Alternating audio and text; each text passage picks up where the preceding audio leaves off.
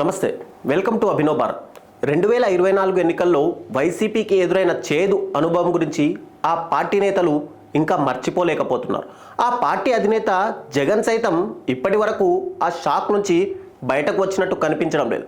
కేవలం 11 సీట్లకే పరిమితమైన అధికార పార్టీ ప్రతిపక్ష హోదా కోసం కోర్టు మెట్లు ఎక్కాల్సి వచ్చింది. అయినప్పటికీ ఎలాంటి ఉపయోగం లేకుండా పోయింది.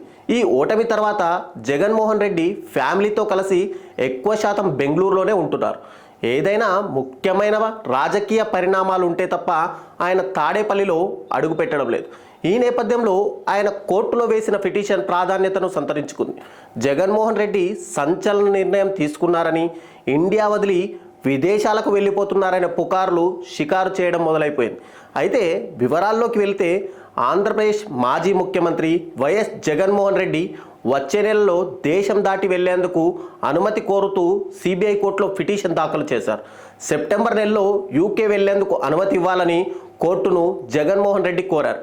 అటు సెప్టెంబర్ లేదా అక్టోబర్లో యూరోప్ వెళ్లేందుకు అనుమతి ఇవ్వాలంటే విజయసాయిరెడ్డి కూడా పిటిషన్ వేశారు.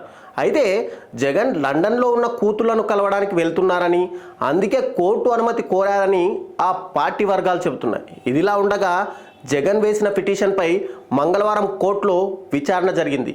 ఈ సందర్భంగా వాదనలు వినిపించిన సిబిఐ తరపు న్యాయవాది జగన్కు దేశం దాటేందుకు అనుమతి ఇవ్వొద్దని న్యాయమూర్తిని కోరారు.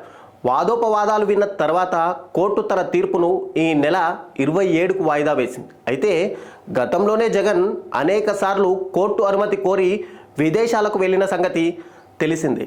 అయితే కూటమి ప్రభుత్వం అధికారంలో ఉండడంతో ఇప్పుడు ఈ విషయానికి ప్రాధాన్యత పెరిగిందని చెప్పుకోవచ్చు.